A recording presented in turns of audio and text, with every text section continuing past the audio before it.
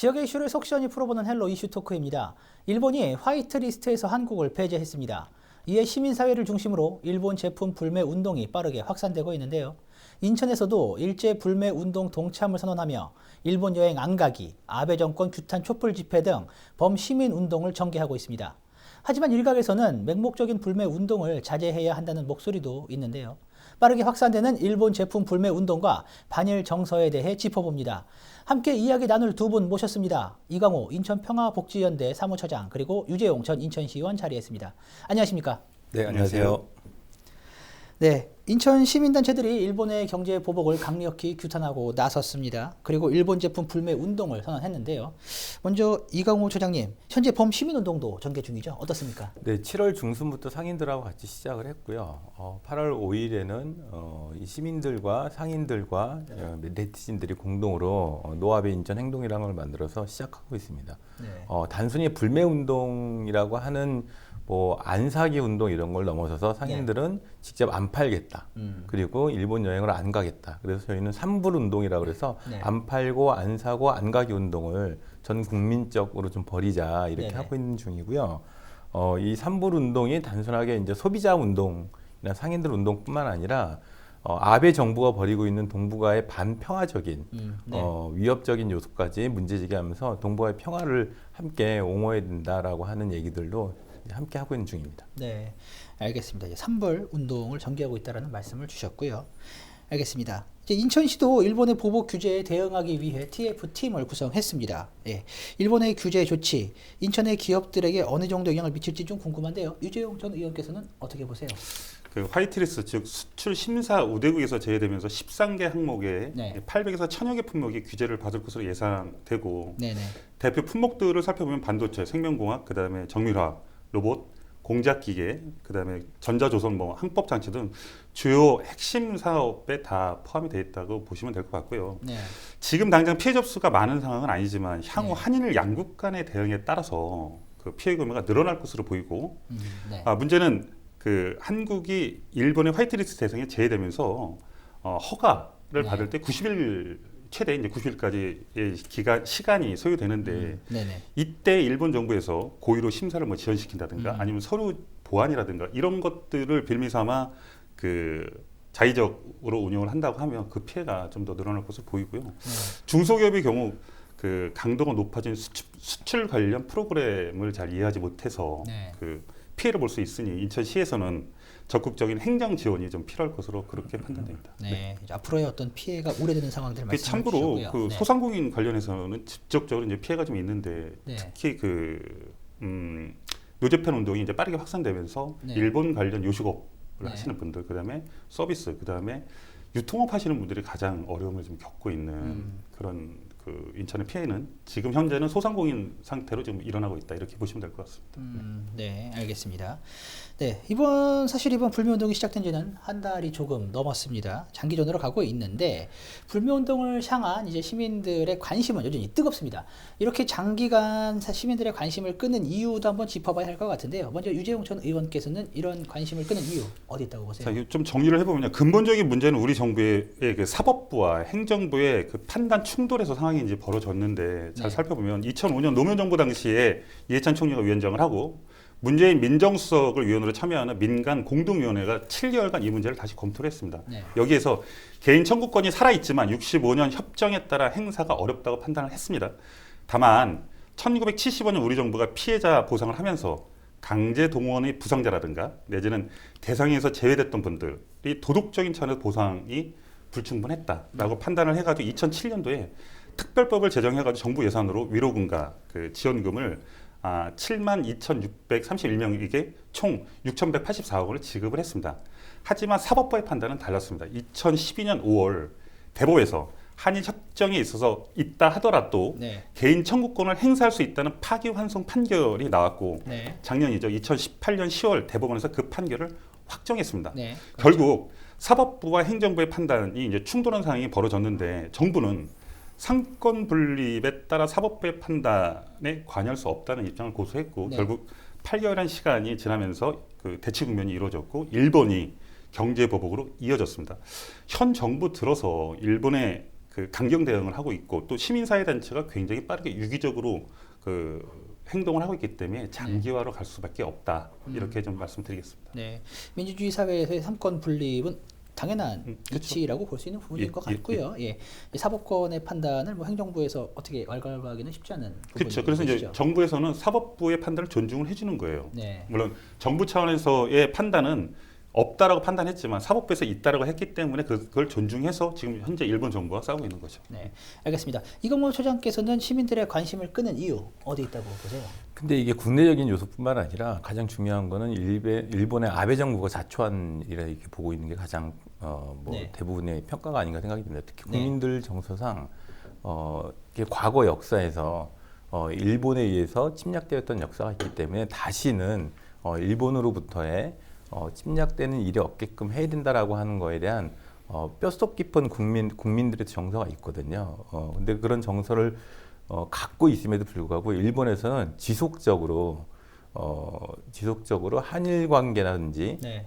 역사 왜곡이라든지 이런 것들 계속 좀 자행해 왔던 것에 대해서 국민들이 이제 더 이상 이 도를 넘어서는 건 보고 있을 수만은 없다라고 하는 것이 이번 걸 통해 가지고 분출된 거 아닌가 이런 생각이 드는 거고요. 네. 전에는 주로 이제 일본과 관련된 문제가 3.1 운동이나 8월 15일 날 이렇게 전후해 가지고만 잠깐 있다거나 아니면 불매 운동이 잠깐 진행되거나 중단됐다거나 이런 거였는데 이번에 양상이 굉장히 다릅니다.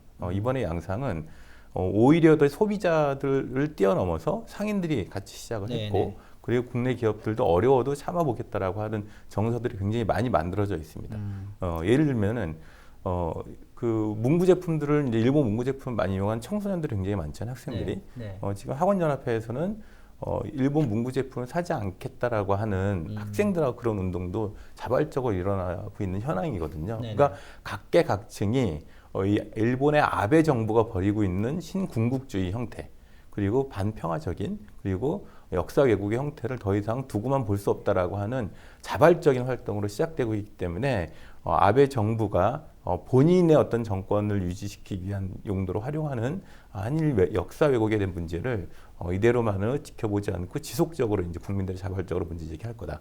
특히 일본에 의존되어져 있던 경제에 관련된 문제, 문화적인 문제 이런 관련돼서도 스스로 이제 자각하고 스스로 이제 바꿔가기 노력들을 지속적으로 하기 위한 지금의 이제 여론이 만들어지고 있는 게 아닌가 생각이 듭니다. 8월 말에 이제 화이트리스트 배제가 실행이 이제 28일 날 정도 예정이 되고 있는데 지금 뭐 국민들은 그 대한민국 국민들은 일본 정부에게 강력하게 이것을 철회하라라고 얘기하고 있는데 안 될 가능성이 높다고 얘기하잖아요. 그러면은 8월 28일 이후에는 이것이 완전히 장기전에 들어가야 되는데 장기전에 들어가는 거 맞게끔 이제 국민들이 이렇게 이성적이고 굉장히 뭐 냉철하게 판단해서 할 거라고 저희는 보고 있습니다. 네, 알겠습니다. 특히 이제 상인분들 같은 경우에는 이제 피해를 감수하면서도 이제 팔지 않겠다는 이런 운동에 동참하고 있는 분들이 좀 참 대단한 것 같은데 생활 속 일본 제품 퇴출 운동이 지금 현재 전 분야에서 일어나고 있는 그런 상황입니다. 일부에서는 대체 어디까지를 그럼 일본 제품으로 봐야 하는 것이냐 하는 의문도 있거든요. 그렇죠. 이 부분은 어떻게 보세요? 그것도 맨 처음에는 굉장히 논란이 많았는데요. 지금 논의가 돼가면서 소비자들이 스스로 자정해가면서 정리하고 있는 상황이라고 보시면 될 것 같습니다. 특히 일본 맥주, 일본 차, 일본 의류, 일본 학용품, 일본 여행 등의 상품에 대한 거는 분명하게 대부분 정리가 된 것 같고요. 아까 뭐 이렇게 유재홍 의원께서 말씀하신 것처럼 뭐 유통과 관련된 문제, 아니면 국내 상인들이 어쩔 수 없이 판매하고 하는 문제, 뭐 이런 거에 대한 거는 굉장히 소비자들도 똑똑하게 그걸 너무 불매하면 안 된다라고 하는 입장도 굉장히 많이 견지하고 있는 상태입니다. 자연스럽게 형성이 되어 있다. 그래서 그 상인들 안에서도 이거는 좀 스스로 좀 이렇게 뭐 어려운 상인들은 도와서 같이 해야 된다라고 하는 여론들이 상인들이나 소비자들도 같이 형성되어 있기 때문에 그 일본 제품과 관련해서 불매 운동에 대해서 예전처럼 뭐 막 하거나 비이성적으로 하거나 막무가내를 하거나 이렇지 않다고 저희는 충분히 보고 있고요. 굉장히 현명하게 같이 집단지성으로 판단하고 있다고 봅니다. 가장 큰 문제는 일본에 있는 기업들 그리고 일본에 있는 뭐 기업들이 운영한 방송국들이 대부분은 혐한 얘기들 계속 하고 있잖아요. 그런 문제에 대해서는 아주 단호하게 이제 국민들이 같이 하고 있지 않나 이렇게 봅니다. 제가 그 관련해서 한번 말씀드리면 일본 그 불매 운동 어디까지가 중요한 게 아니라 어디부터 시작할지가 굉장히 중요하다고 생각을 하는데 제 개인적인 생각으로는 국민들이 먹거리 농산물부터 체계적으로 좀 시작하는 게 옳다고 봅니다. 예를 들어서 여러분들 잘 아시는 팽이버섯 종자의 80%가 일본 제품이고 해마다 저희가 로열티를 80에서 한 90억 정도를 지출하고 있습니다. 양파도요. 국내 그 양파 종자 비율이 30%밖에 안 됩니다. 연간 30억씩 일본에다 갖다 주고 있습니다. 거기에 양배추 85%입니다. 파프리카 마찬가지입니다. 감정에 치우치는 노제팬보다는 시민사회단체의 역할은 지금부터 무엇을 해야 되냐면 체계적인 그 룰을 정하고 어디부터 시작해야 될지 방점을 찍어주고 범국민 운동으로 지속적으로 이끌어주는 게 우리 시민사회단체의 역할이지 않나 이렇게 한 말씀 좀 드리겠습니다. 그거 하나 더 같이 논의하고 이제 대책을 마련해야 될 거는 불매를 하게 된다고 하면 그거에 대한 대체 방법이 좀 필요하기도 하거든요. 말씀하신 것처럼 농산물도 있고 공산품도 굉장히 많은데 그러면은 일본 불매 운동을 한다고 하면 그거에 대체할 수 있는 국내의 대체품들에 대한 준비도 충분히 같이 하는 방법으로 노력하는 것이 필요하다고 볼 수 있습니다. 알겠습니다. 이제 시민사회단체뿐만이 아니라 인천시와 시의회도 이제 대응에 나섰습니다. 인천시는 민간 교류는 추진하되 행정기관의 일본 교류 사업은 대폭 축소하거나 이제 취소하겠다고 입장을 밝혔고요. 시의회는 규탄 성명을 내고 꾸준히 1인 시위 등 행동에 나서고 있는 그런 상황입니다. 행정기관으로서의 대응, 유재용 의원께서는 어떻게 보십니까? 저는 그 현명하지 못하다고 판단합니다. 왜 그렇게 말씀드리냐면 정부와 행정기관이 냉정함을 찾지 못하고 있으면 민간 교류도 불확실 속으로 들어갈 수밖에 없습니다. 그동안 관이 주도해서 추진했던 한일 친선 교류라든가 기타 행사들은 인천시에서 계속 추진을 하고 규탄이라든가 불매운동 이런 체계적인 역할들은 정부나 정치인이 아닌 우리 민간 시민사회단체에서 맡아서 계속적으로 추진하는 게 국익에 도움이 된다. 이렇게 좀 짧게 말씀드리겠습니다. 네, 알겠습니다.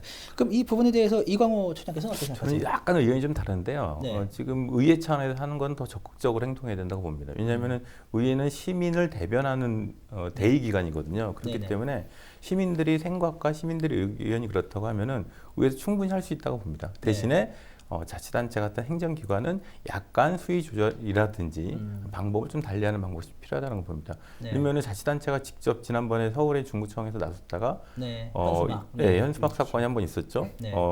그거 대표적인 것처럼 시민들은 불매 운동이라든지 노아베라고 하는 어떤 일본 정부에 대한 문제 제기를 하고 있지 일본 전체를 문제 제기하는 건 아닙니다. 그렇기 때문에 자치단체에서 일본과 관련돼서 할 수 있는 것에 대한 거는 최대한 냉정하게 판단해가지고 하는 것이 필요하다고 보는 거고요. 의회 차원에서는 오히려 더 적극적으로 시민들을 대변해가지고 문제 제기하는 거는 저는 이번에 시민들의 의견들을 충분히 받을 수 있는 대기관으로서 발전할 수 있다고 보고 있습니다. 네, 알겠습니다. 앞서 이제 이광호 처장께서 말씀을 주셨는데 현 문제가 이제 일본 시민 전체라기보다는 아베 정부의 독단적인 결정에서 비롯됐다라는 판단을 인천 시민사회는 이제 하고 있는 것으로 알고 있어요. 때문에 불매 운동을 벌이되 민간 교류는 이제 이어져야 한다라는 목소리도 나오고 있는 그런 상황인데, 근데 사실 이 두 가지를 함께 가져가는 게 사실상 가능할까 싶은 또 생각도 들어요. 노 아베와 노 재팬 구분할 수 있을까요? 어떻게 보세요? 가장 큰 구분은 일본에 있는 시민들과 이 운동을 함께 하느냐 안 하느냐 이런 문제인 것 같아요. 초기에는 노노재팬이라는 홈페이지를 통해 가지고 일본 제품 불매 운동과 일본 전체를 반대하는 듯한 이런 뉘앙스들이 일들이 많이 벌어졌거든요. 그러다 보니까 홍보물이나 현수막도 노 재팬 이런 표현을 썼었는데 국민들이 이제 스스로 이제 이 운동을 하다 보니까 우리가 과연 일본이란 국가를 반대하거나 부정하는 게 아니라 일본에 있는 아베 정부가 벌이고 있는 군국주의로 부활하려고 하는 행태를 반대하는 거다라고 하는 것을 분명히 해야 된다라고 그래서 대부분의 이름도 이제 다 노 아베 그리고 아베 규탄 이런 표현을 다 쓰기 시작했거든요. 근데 그거는 굉장히 국내적인 정서와 공감대가 형성된 것뿐만 아니라 국제적인 사회에서도 이건 다 인정되고 있다라고 보는 겁니다. 그렇기 때문에 일본에 있는 시민들과의 교류는 충분히 해야 된다고 봅니다. 그리고 이 노 아베나 아베 정부에 대한 문제 제기를 공동을 하는 것도 지금도 이제 국제사회에서 일본과 한국 그리고 동아시아에 있는 시민사회들이 공동으로 추진하고 있는 활동이기도 합니다. 네, 알겠습니다. 유재용 전 의원께서는 이 부분은 어떻게 생각하세요?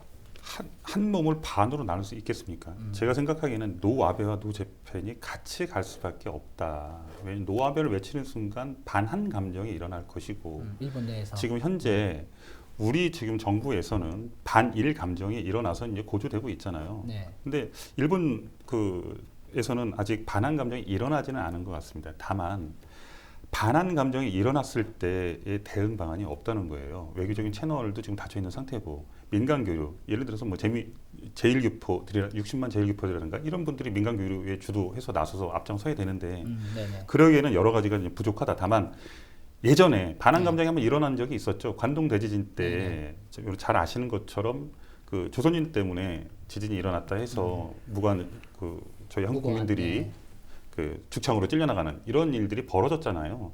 이것처럼 지금은 차분하지만 만일 반한 감정이 그쪽에서 생겼을 경우 일본 정부에서 조장을 해서 만약에 생겨났을 경우 이광호 처장이 말씀하신 대로 그런 순수한 뜻을 이해하지 못하고 왜곡해서 만약에 일어났다 해서 반한 감정이 일어났을 경우에 그 국내에서 치닫는 여러 가지 문제들을 풀어나가기에는 좀 어려움이 있지 않나 이렇게 판단하고 있습니다. 네, 알겠습니다. 네, 이제 범국민적으로 이제 불매 운동이 지금 일어나고 있는데요. 이 같은 불매 운동이 한일 정치적 협상에도 도움이 될지 좀 궁금한데 이광호 처장께서는 이 부분 어떻게 보세요? 저희는 그 정치 협상안에 굉장히 도움이 될 거라고 봅니다. 이 단순하게 저희가 시민사회들이 불매 운동을 하거나 노아벨 규탄 운동을 하는 것 자체가 국내 여론을 형성하는 것뿐만 아니라 국제적인 여론을 같이 만들어가고 있거든요. 뭐 우리나라에서는 뭐 여러 가지 이제 시민들의 저항들이 굉장히 많이 있었잖아요. 그러니까 최근에 이제 박근혜 퇴진과 관련된 촛불을 수백만이 들어가지고 정권 교체까지 이뤄냈는데 이런 저력의 국민들이 있기 때문에 이것을 국제적으로도 굉장히 관심 두고 봐왔던 사실이었거든요. 근데 지금 이 노아벨 규탄 운동, 노아벨 운동을 하는 것도 단순한 불매 운동, 소비자 운동뿐만 아니라 일본의 군국주의 부활을 반대하고 있는 국민들의 여론이 깔려져 있는 거고 국제사회도 그런 여론이 같이 만들어져 있는 상황이기 때문에 반드시 이것은 국민들이 이런 자발적 운동이 국제적인 여론을 만들어가면서 일본과 협상하는데 굉장히 긍정적인 영향을 미칠 수 있을 거라고 봅니다. 네, 알겠습니다. 유재용 전 의원께서는 어떤 영향을 미칠 것으로 보세요? 여론을 만드는 데는 뭐 다소 도움이 되고 있겠지만 냉정하게 말씀드려 정치적 협상에는 저는 많은 도움이 될 거라고 생각하지는 않습니다. 왜 그러냐면 다시 한번 말씀드리겠지만 그 반한 감정을 일으켜서 일본 정부가 극으로 치닫는 일이 발생됐을 경우에 그 경우를 우리가 생각 안 해볼 수 없다. 또 다만 우리가 이렇게 국내 여론이 부각되면서 그 국제사회에서의 신뢰도를 얼마나 쌓냐도 굉장히 중요합니다. 그래서 다국적 외교를 얼마만큼 정부 차원에서 나서가지고 하고 그 다국적 채널을 이용해서 국제사회에서 인정을 받고 그게 결국에는 불매 운동의 그 성과로 돌아올 수 있게끔 하는 그런 역할들이 좀 중요하다고 저는 생각합니다. 알겠습니다. 또 이제 광복절을 맞아서 불매 운동 참여가 더욱 늘어나는 추세인데요. 이광호 처장님, 그 범시민 운동은 언제까지 진행할 계획이세요? 이제 인천은 이제 시작이라고 보는 거고요. 국민적 차원에서도 이제 서울 광화문을 중심으로 해가지고 한 7월 초부터 시작이 됐는데 각 지역으로 전국적으로 확산되지는 아직 않았거든요. 그래서 이번 8월 15일 전후로 해서 전국적으로 이제 국민대회들이 같이 이루어지고 있고 인천 지역사회도 8월 달에 몇 가지 프로그램들을 같이 하면서 진행이 될 것 같습니다. 예를 들면 오늘 14일 저녁부터 시작해가지고 8월 20일, 8월 27일 인천 촛불이 같이 준비되고 있고요. 8월 15일 날이 광복절 행사가 내일 10시에 있는데 광복절 행사 전에 인천에 있는 20여 개가 넘는 시민사회가 공동으로 관련된 노아벨 아베 규탄 캠페인을 같이 하기로 했습니다. 근데 이렇게 20여 개 단체들이 같이 모여 있는 곳이 단순하게 어떤 평화운동이나 진보적인 시민단체뿐만 아니라 국민단체들, 뭐 바르게라든지 새마을협의회라든지 자유총연맹이라든지 이런 단체부터 시작해서 뭐 소비자단체, 뭐 YWCA라든지 YMCA 그리고 상인단체들까지 다 포함해서 좌우를 넘어서서 이런 국가적인 어떤 경제 침략의 상황에 대해서는 공동으로 목소리를 내야 된다라고 하는 운동을 이제 막 시작하고 있습니다. 그렇기 때문에 이게 장기전으로 들어갔을 경우에는 이런 시민사회 운동, 시민들의 자발적 운동도 확산될 것 같고 그리고 대신에 이런 어떤 경제적 피해라든지 상인들에 대한 피해라든지 이런 문제는 정부 차원, 행정 차원에서 충분히 지원할 수 있는 대책을 같이 만드는 것도 필요하다고 봅니다. 네, 알겠습니다. 시간 관계상 오늘 이야기는 여기까지만 나누도록 하겠습니다. 오늘 두 분 말씀 감사합니다. 감사합니다. 네, 고맙습니다.